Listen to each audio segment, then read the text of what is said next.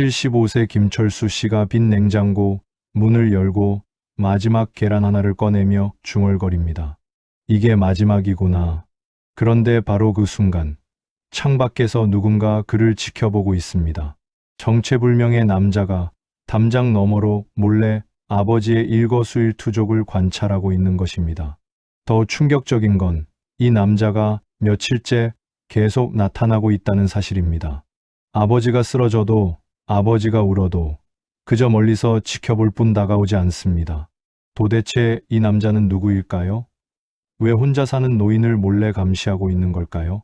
그리고 마을 사람들은 전혀 다른 이야기를 하고 있습니다. 저 집 아들 돈 훔쳐서 도망갔다던데 빚쟁이들한테 쫓겨서 야반도주했다고 하더라. 하지만 진실은 아무도 모릅니다. 세상에서 가장 두려운 건 죽음이 아니라 아무도 찾지 않는 고독이라고 생각하며 살아가는 이 노인에게 숨겨진 진실이 있다는 것을.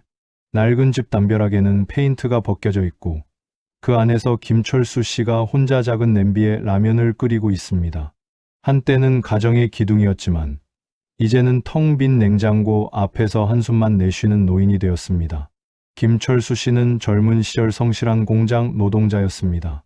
새벽 5시에 일어나 밤 10시에 퇴근하는 생활을 30년간 반복했습니다. 아내와 아들을 위해서였죠.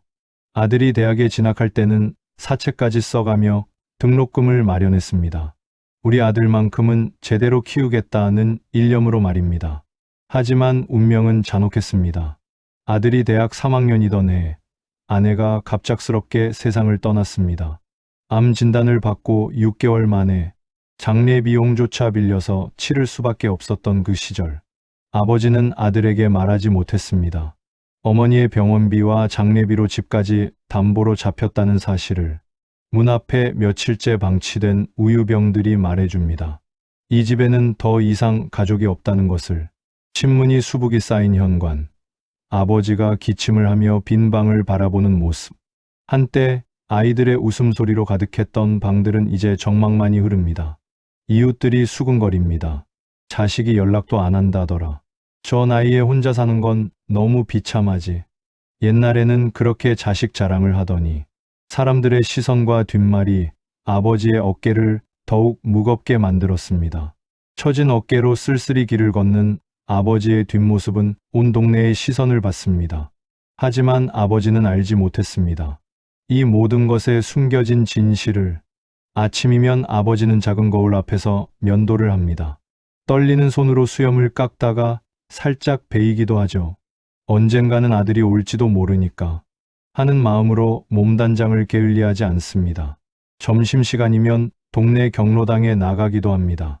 하지만 다른 어르신들은 자식 자랑으로 화제가 끊이지 않죠. 우리 며느리가 또 반찬을 해왔어. 손자가 용돈을 주더라고. 아버지는 조용히 듣기만 합니다. 할 이야기가 없으니까요. 명절이 되면 동네는 온통 가족들의 웃음으로 가득 찼습니다. 하지만 김철수 씨의 집만은 고요했습니다. 빈 밥상 위의 숟가락 소리만이 유일한 대화 상대였죠. TV 속 따뜻한 가족의 모습을 보며 아버지의 눈시울이 젖어갔습니다. 리모컨을 들어 채널을 돌리지만 어느 채널이나 가족 이야기뿐입니다. 경제적 어려움도 아버지를 괴롭혔습니다. 전기세 고지서를 바라보며 한숨을 쉬고, 그래서 밤이면 전등 대신 촛불에 의존해야 했습니다. 가스비를 아끼려고 찬물로 라면을 먹기도 했죠. 슈퍼에 장을 보러 가면 사장이 묻습니다. 아들은 언제 오세요? 아버지는 어색하게 웃으며 대답합니다. 바빠서 곧 올 거예요. 하지만 속으로는 알고 있습니다. 아들이 오지 않으리라는 것을. 옆집 할머니가 김치 한 통을 가져다 주며 말합니다. 김치 좀 가져왔어요. 혼자 계시니까 끼니는 챙기세요. 이웃의 따뜻한 마음이 위로가 되기도 했지만 뒤돌아서는 할머니와 다른 이웃들의 대화가 들려옵니다. 저 집은 자식이 있긴 한 거 맞아? 완전히 버려진 것 같아. 여전히 따라오는 시선과 수군거림은 아버지의 마음을 아프게 했습니다. 혼자 앉아 중얼거리는 아버지. 평생 자식 위에 살았는데 이제는 내가 짐이 된 건가. 벽에 걸린 가족 사진을 바라보며 눈물을 훔칩니다. 아내와 어린 아들이 함께 웃고 있는 그 사진 속 행복했던 시절이 꿈만 같습니다. 하지만 아버지는 몰랐습니다. 누군가 그를 지켜보고 있다는 것을. 멀리서 아버지를 바라보는 남자의 뒷모습이 보입니다. 그 누군가는 아버지가 힘들어할 때마다 마음 아파했습니다. 아버지가 무거운 짐을 끌고 오다 넘어지는 순간 달려가려다 멈추는 그 남자. 하지만 다가갈 수 없었죠. 그 남자는 매일 아침 7시면 나타납니다. 아버지가 우유를 가져가는지 신문을 읽고 있는지 확인하죠. 때로는 아버지가 기침을 하면 약국 앞에서 기다리다가 약사에게 기침약을 사달라고 부탁하기도 합니다. 그리고 몰래 아버지 집 우유통 옆에 놓고 갑니다. 하지만 이웃들의 눈에는 전혀 다르게 보였습니다. 슈퍼 사장이 먼저 수상함을 느꼈죠. 이상해. 저 남자가 며칠째 김 할아버지 집 주변을 맴돌고 있어. 경로당에서 화투를 치던 할머니들이 웅성거립니다. 요즘 뉴스 봤어? 혼자 사는 노인들을 노려서 인신매매단이 있다던데. 돈 없는 노인들 데려다가 장기 적출한다는 얘기도. 동네 부녀회장이 심각한 표정으로 말합니다. 김 할아버지한테 말해야겠어. 저 수상한 남자 조심하라고. 이웃 할머니가 아버지에게 조심스럽게 다가옵니다. 김 씨, 요즘 이상한 사람이 집 주변을 맴돌고 있다던데. 문단속 잘하고 혹시 모르니까 경찰서에 신고해. 아버지는 깜짝 놀랍니다. 뭐라고요? TV에서 봤는데 혼자 사는 노인들 타겟으로 하는 조직이 있대. 납치해서 생각만 해도 끔찍해. 그날 밤부터 아버지는 불안해집니다. 창문 커튼을 꼭꼭 닫고 문단속을 여러 번 확인합니다.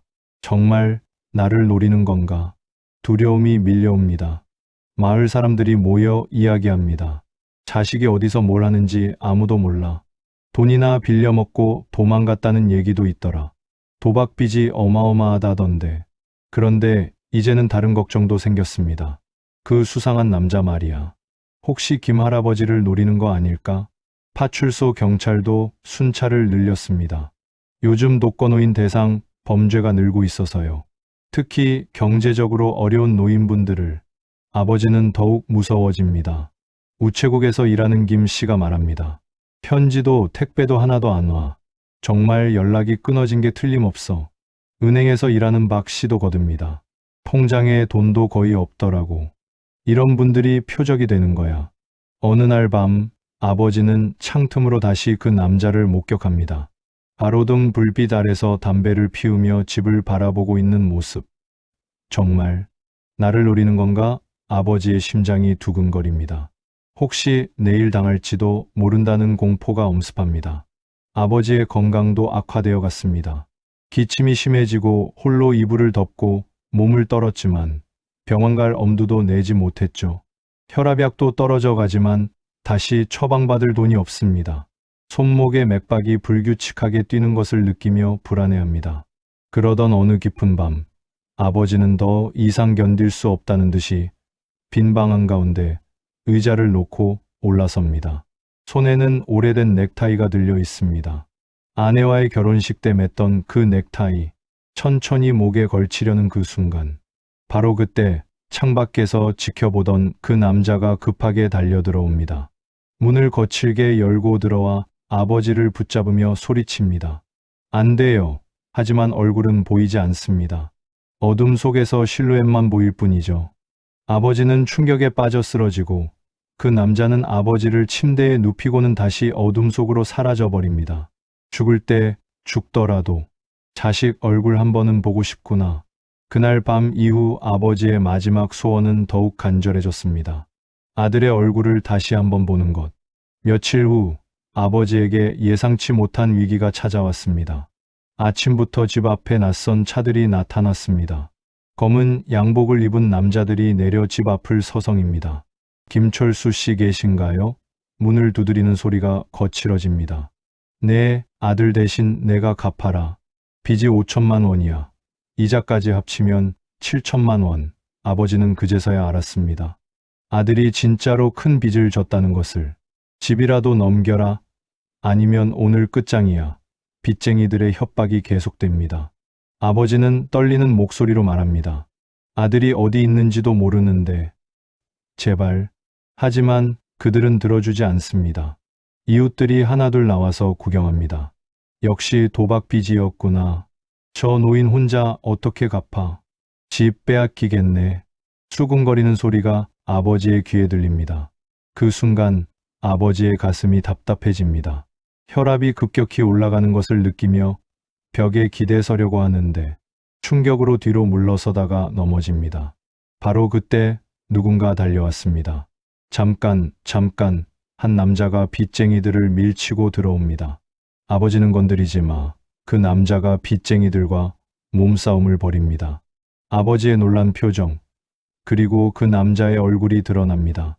그것은 다름 아닌 아들이었습니다. 너 어디 있었던 거냐? 3년 만에 보는 아들의 얼굴.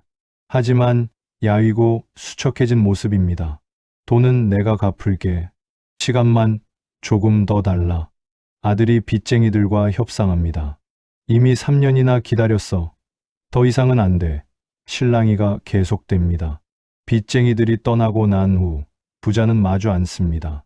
오랜 침묵이 흐른 후 아들이 먼저 입을 엽니다. 눈물을 흘리며 무릎 꿇는 아들의 고백이 시작되었습니다. 아버지, 제가 사업을 시작했어요. 아버지께 효도해 드리려고. 하지만 사기를 당했습니다. 믿었던 동업자가 돈을 들고 도망갔어요. 아들의 목소리가 떨립니다. 처음에는 금방 해결할 수 있을 줄 알았어요. 그래서 연락을 안 했어요. 하지만 빚은 눈덩이처럼 불어났습니다. 이자만 월 500만 원이었어요. 제가 연락하는 순간 저들이 아버지를 찾아갈 것 같아서 일부러 불효자가 된 척했어요. 아버지가 떨리는 목소리로 묻습니다. 그럼 3년 동안 어디서 뭘 했던 거냐? 공사장에서, 택배회사에서, 닭집에서 하루에 4시간씩 자면서 일했어요. 돈을 벌기 위해서, 아버지를 지키기 위해서요. 아들의 손은 굳은 살로 가득했습니다. 그게 제가 할 수 있는 유일한 길이었어요. 매일 아버지가 보고 싶었어요. 특히 명절 때는. 하지만 다가갈 수 없었어요. 멀리서라도 아버지가 무사한지 확인하는 게 전부였어요. 아들이 고개를 들며 말합니다. 약도 몰래 놓아두고, 우유도 신선한 걸로 바꿔놓고. 그런데 동네 사람들이 저를 수상하게 봤나 봐요. 어떤 할머니가 아버지한테 조심하라고 했죠. 인신매매단이라고. 아들이 씁쓸하게 웃습니다. 그래서 더 조심스러워졌어요. 아버지가 무서워하실까봐. 그제서야 아버지는 깨달았습니다. 가끔 약통에서 발견했던 기침약, 유통기한이 늘 최신인 우유, 문 앞에 놓여진 따뜻한 도시락들, 그리고 자신이 그토록 무서워했던 수상한 남자가 모두 아들의 작품이었다는 것을. 그래서 내가 그렇게 무서워했구나. 미안하다, 아들아. 아버지의 떨리는 손에 눈물이 흘러내립니다. 난 버려진 줄만 알았다. 죽는 날까지 혼자인 줄 알았다. 심지어 어젯밤에는 아버지가 말을 잊지 못합니다. 자살을 시도했던 그 밤을 떠올리며 그날 밤 아버지를 구한 사람도 아들이 고개를 끄덕입니다. 매일 밤 아버지 집 앞을 지키고 있었어요. 혹시나 해서. 아버지는 처음으로 알았습니다. 자신이 버려진 것이 아니라 지켜지고 있었다는 것을. 아버지가 아들을 끌어안으며 울부짖습니다. 미안하다. 아빠가 미안하다. 너 혼자 이런 고생을. 고개 숙인 채 울고 있는 아들이 말합니다. 용서해 주세요. 하지만 단 하루도 아버지를 잊은 적 없었습니다. 아버지를 원망한 적도 없었어요. 아들 역시 매일매일이 고통이었습니다. 아버지의 외로움을 지켜봐야 했던. 이제 빚은 어떻게 할 거냐? 아버지가 걱정스럽게 묻습니다. 거의 다 갚았어요. 앞으로 6개월만 더. 그러면 완전히 자유로워집니다. 아들이 희망적으로 말합니다. 그동안 제가 번 돈으로 거의 정리했어요.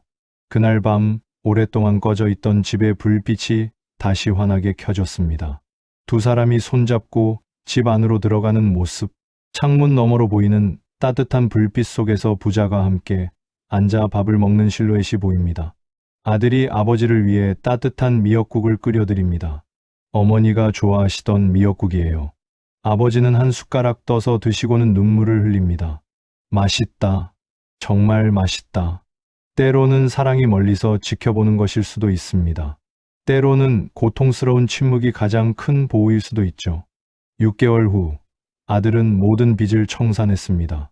그리고 아버지와 함께 작은 반찬 가게를 시작했죠. 다음날 아침 문 앞에 신선한 우유와 신문을 가져다 놓는 아들의 모습이 보입니다. 이제는 당당하게 아버지 앞에서 할 수 있습니다. 이웃들도 이제 다른 이야기를 합니다. 저 집 아들 정말 효자더라. 3년 동안 아버지 지키려고 고생했다던데. 버려진 줄 알았던 고독의 세월 뒤에는 아버지를 지키려는 뜨거운 사랑이 숨어 있었습니다. 창문 너머로 보이는 부자의 웃음, 서로 마주보며 차를 마시는 모습. 진정한 사랑은 때로 보이지 않는 곳에서 더욱 깊게 자라나는 것일지도 모릅니다. 가족의 사랑은 때로 침묵 속에 숨어 있습니다. 하지만 그 침묵조차 사랑의 또 다른 표현일 수 있습니다.